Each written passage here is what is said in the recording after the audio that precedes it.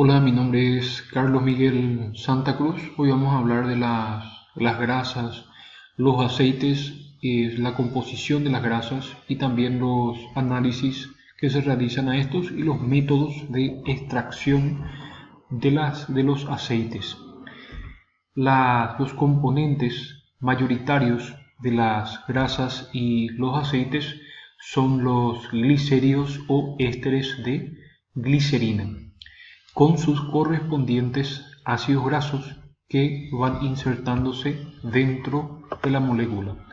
Las grasas y los aceites, su diferencia principal es que las grasas son sólidas a temperaturas de 20 grados centígrados, mientras que los aceites, como estos que se ven acá, son líquidos a temperaturas de 20 grados centígrados. De esa manera entonces tenemos nosotros, cada grasa tiene una composición de ácidos grasos y puede determinarse generalmente por una reacción de saponificación con una base que generalmente forma jabones. Tenemos los ácidos grasos saturados y los ácidos grasos insaturados, aquellos que tienen dobles enlaces dentro de la cadena del ácido graso son ácidos grasos insaturados, mientras que los que no tienen dobles enlaces están saturados con átomos de hidrógeno, son ácidos grasos saturados. De esa manera entonces las grasas en cantidades del orden del 30 a 80% de ácidos grasos saturados son sólidos y constituyen los seuos y mantecas animales y algunas grasas vegetales. El índice de yodo, que es un análisis que se realiza a las grasas, es el número de gramos de yodo que se adicionan a los dobles enlaces por cada gramo de grasa en condiciones normalizadas. De esa manera el índice de yodo lo que determina es la cantidad de dobles enlaces o que la proporción de dobles enlaces que se encuentran dentro de un determinado ácido graso en un aceite. En cuanto a la fusión de las grasas, entiéndase por la fusión el paso del estado sólido al estado líquido. El punto de fusión generalmente es más alto en las grasas que son más saturadas. La distribución de ácidos grasos en la glicerina, entonces la glicerina se realiza una reacción de saponificación con los ácidos grasos y mediante un enlace denominado enlace éster, entonces se van adicionando las moléculas de ácido graso a la molécula de glicerina y van formando las moléculas de triglicérido.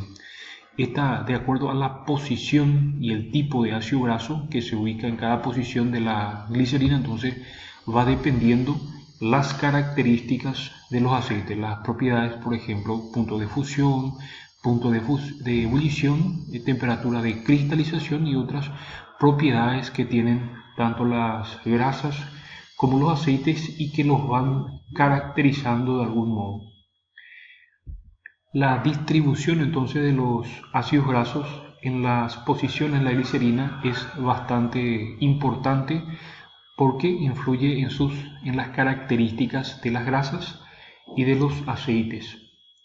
El residuo insaponificable generalmente está constituido por esteroles, por colesterol, retinol, prostaglandinas y se encuentran en una menor proporción en relación a los triglicéridos, que son más abundantes en las grasas y en los aceites. Esta fracción insaponificable, es decir, la fracción que no puede formar jabones, representa alrededor del 5% aproximadamente de la composición de las diferentes grasas y aceites. Las características físico-químicas, por ejemplo, el análisis térmico diferencial, que consiste en determinar entonces los puntos de fusión, puntos de ebullición con respecto a las características de los ácidos grasos. La curva de dilatación que relaciona el volumen con la temperatura de los lípidos. Entonces, a medida que la temperatura se va incrementando, también el volumen de los aceites va en aumento. Entonces, eso bajo condiciones normalizadas pueden dar datos muy importantes respecto a la calidad, a la composición de estas grasas, de estos aceites. El título de una grasa es una medida de su dureza, se funde y después se determina la temperatura de solidificación inicial. A ese análisis se denomina título de una grasa. La temperatura de formación de humos es también importante, es la temperatura a la cual es sometida un aceite y va produciendo vapores que se observan en la superficie. De esta manera, esta temperatura de formación de humos se utiliza para determinar también la calidad de los aceites. Mientras más baja es la temperatura de formación de humos, indica una hidrólisis de los ácidos grasos, una alta presencia de ácidos grasos libres, indicando que el aceite está un poco deteriorado. Entonces, mientras más baja sea la temperatura de formación de humos, mayor deterioro, en mayor estado de deterioro se encuentra el aceite. El índice de acidez de una grasa también indica la proporción de ácidos grasos libres que puede producirse por un estado de deterioro, por acción bacteriana, enzimas bacterianas, o también puede producirse por reacciones enzimáticas que se suceden en los aceites.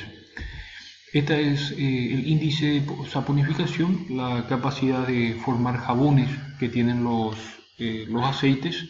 De esa manera se hace reaccionar con hidróxido de sodio, en este caso, los triglicéridos presentes en los aceites, y eso hace que se forme el jabón. Depende básicamente de la composición de la fracción saponificable, así como también de la fracción insaponificable de los aceites, y es un índice también que se utiliza para determinar la calidad de los aceites. El índice de Raycher-Maize, que mide la presencia de la cantidad de ácidos volátiles arrastrables por vapor de agua. El índice de refracción, que va en aumento generalmente cuando aumenta la proporción de ácidos grasos libres, y de esa manera se determina con un aparato denominado refractómetro. La hidrogenación de aceites consiste en la introducción de átomos de hidrógeno en los dobles enlaces que contienen los ácidos grasos, y de esa manera a los ácidos grasos, a los aceites tratados de esta manera, se le denominan aceites o ácidos grasos, aceites hidrogenados. ¿Cómo se realiza ese proceso de hidrogenación? Se introduce gas hidrógeno dentro de un recipiente que contiene el aceite, y de esa manera el hidrógeno se va introduciendo dentro de los dobles enlaces de los ácidos grasos, transformando los ácidos grasos insaturados en ácidos grasos saturados. Se necesita la presencia de un catalizador, que es el níquel, que acelera el proceso de reacción. La extracción de los aceites se puede realizar por prensado, y también se puede realizar por extracción con disolventes. Cuando se utilizan estas prensas que aplican presiones, ofrecen ventajas y también ofrecen desventajas. Las ventajas son la inactivación de las enzimas y también la destrucción de ciertas toxinas que pueden estar presentes en los aceites, y su desventaja son la desnaturalización de las proteínas, también la alteración de componentes y el oscurecimiento del aceite, porque al aplicar presiones a las semillas de girasol, de soja, eso genera una cierta proporción de calor que afecta o impacta negativamente en la calidad de los aceites. De esa manera también se puede obtener aceites utilizando disolventes. En este caso, el principal disolvente que se va utilizando es el hexano. Se mezcla con las semillas y eso va extrayendo todo el aceite que se contiene que contiene en su interior, y después por un proceso de destilación se va separando el aceite del hexano, y ese hexano nuevamente se va recuperando para reutilizarlo por cuestiones económicas.